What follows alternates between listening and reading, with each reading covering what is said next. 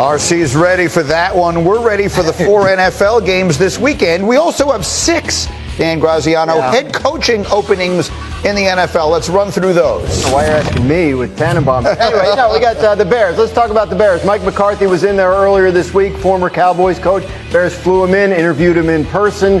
He stayed overnight. A legitimate candidate there in Chicago. They are interviewing a lot of people, but the fact that he was able to get in front of them and be there in person, I think you have to stamp him as a legitimate candidate for the job. We'll keep an eye on that. Still in its early stages is the Bears coaching search. Not as early as the Cowboys. I'm sorry, we got the Raiders. The Raiders have been talking to Lions offensive coordinator Ben Johnson. He's high on their list of candidates from what I've been told. Tom Brady, you see here, he's a minority owner in the Raiders. He's been involved in the interview process. He is said to be a big fan of Ben Johnson and trying to push hard to see if they can make that hire happen. They're also looking for a general manager in Las Vegas, but keep an eye on Ben Johnson if you're wondering where he may end up. The Raiders, a legitimate possibility. And then there is the Dallas Cowboys. We know this is Deion Sanders. Jerry Jones talked to Deion Sanders earlier this week about possibly coaching the Cowboys. Where that ends up is really anybody's guess at this point. They are interviewing Kellen Moore, the Eagles offensive coordinator, virtually today. They have an interview set up this weekend with former Jets head coach Robert Saleh. Leslie Frazier is on their list. Liam Cohen is on their list. But Greeny, I know you want to talk about this guy, Deion Sanders, who is apparently on the list as far as Jerry Jones is concerned, and we'll see where that ends up landing. I want to hear Stephen A. talk about it. Yesterday, Stephen A., for those of you who missed it, opened First Take with a message for Jerry Jones.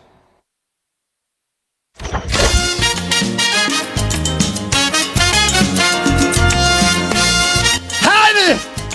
How do you do? Yes, I'm in someplace other than Dallas, Texas, but it's on a lot of people's minds, because I heard my boy Prime Time is snowmobiling in a mountain. Let me tell you something, baby. It don't matter whether you got on a cowboy hat, whether you're snowboarding, or whatever the case may be. When Prime Time is making news and it's associated with the Dallas Cowboys, you know what you got to say to yourself? Come on, Jerry, get it together. The playoffs are going on without you. Come on, Jerry, you know you need a new man in that building. Get it together.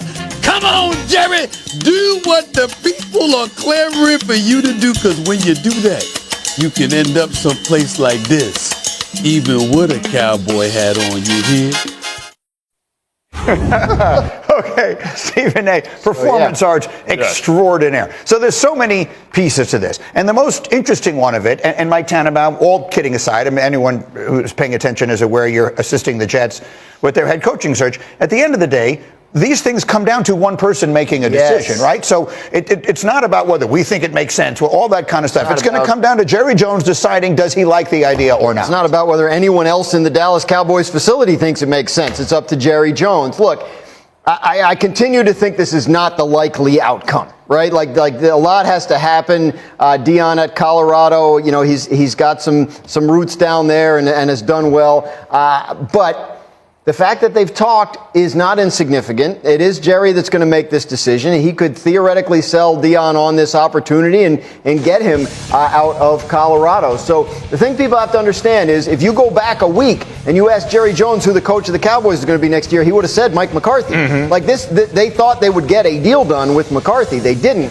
So their search couldn't begin until early this week. And as of now, this is part of it. Yeah, I agree. This time of year, you hear words like fit and alignment. It's very unique there. It's an owner who's a GM who has a post-game press conference, a radio hit every week. So it has to be a fit for that culture and that situation. In some ways, you feel like these two guys would fit together. And if it's ever going to happen, now would be the time.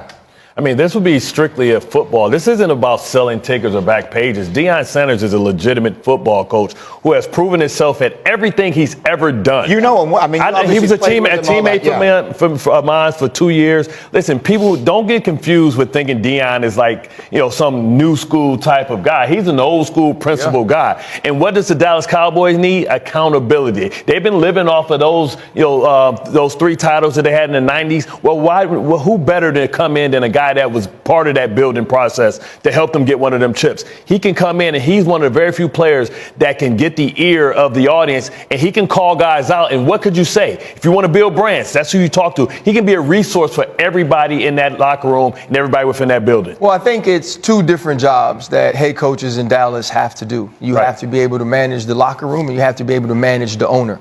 And I think that Deion Sanders can do that.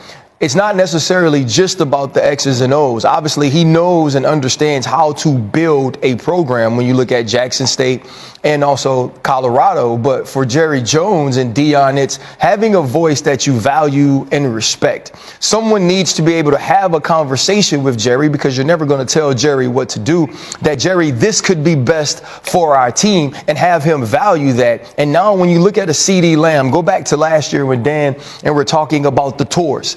Who better to say, okay, here is how you handle what it is to be a Dallas Cowboy better than primetime Deion Sanders? Right. The thing about these two men, there's no room that Deion Sanders is in where he's not the brightest light. There's no room that Jerry Jones is in where he's not the brightest light. How do they figure out a way to compromise when it comes to who is the biggest voice in this locker room? And I think that's what's most important. I think the other part of this, you just made me think of it. You know, Micah Parsons with all the podcasts. I mean, the Cowboys have far more podcasts than they have wins, you know, in this past year anyway. Like, I think that's the kind of thing, to your point, that Deion might be the one player or one of a very small handful of people who could walk into a room and say, guys, we're done with that. No, he can't. Deion has a Tubi show right now. So, like, that's not going to happen. But the thing is, the thing that he won't do, though, he won't tell them not to have them, but he will tell them, do your job with excellence while having them. There's so many. This is a new age of players. It probably can help him do it. Yeah, it's a new age of players. So now Deion can go to them and say, okay, it's okay that we have these things. I understand these things, but Micah, what you can't say is this. What you can't do is this. You can't put us in this situation. I want you to shine, but shine in the right way. That's the way I should have said it. Yeah. Don't. You know what's so funny is you get this question, and there's like the sexy answers that involve Lamar and Josh, but that's not the answer to the question. And Chris knows this, being a guy that played in the trenches his entire career. One of these teams has to make the other team one-dimensional by stopping the run. If you're a Buffalo who loves to play light, right? They love to play nickel. You have Ballard and Milano back, but who are fast side-to-side pass covering linebackers. You got to stop a team that's willing to put everybody on the field that's over 250 pounds but Lamar Jackson at one time. When Patrick Ricard is out there, you bring an extra lineman into the game, Likely and Andrews, and you're going to match that with nickel? I wish you would. Right? And so you have to be able to stop the run there. But also, it's been underrated what James Cook and Ty Johnson have meant to the offense of the Buffalo Bills. If you look at, and I know Buffalo fans are like crazy. If you look at Josh Allen's passing stats, although he's sat on the sideline for some games, they were winning and they play efficient ball, like his passing stats are like Aaron Rodgers' passing stats.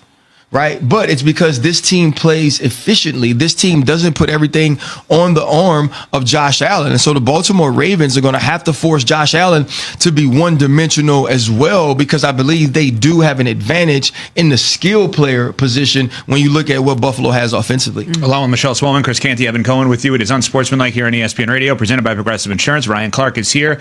I'll ask the question that everyone is asking, but it's the most obvious, interesting one. Who has more on the line, Lamar or Josh? They both had the same exact thing on the line. Which one of them been to the Super Bowl? Neither.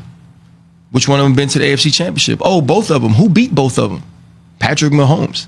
This is, without a doubt, a career-defining moment for both quarterbacks before a legacy-defining game.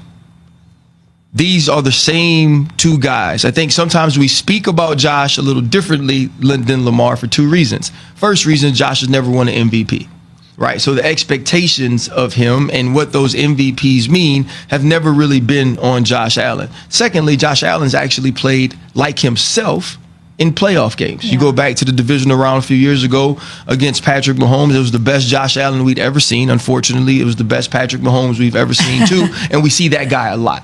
So we look at who they are in the playoffs differently, but neither of them has accomplished more than the other one. And so I think this game is equally as important to both guys. I think the exact same thing is on the line for both guys. And I get we want to make it more than that, but it's about advancing to the next round to play the boogeyman, right? And now you beat that dude, it's a totally different conversation. Yep. I want to ask you about a game on the other side of the bracket. The Commanders are the biggest underdog this weekend going into Detroit to place the Lions.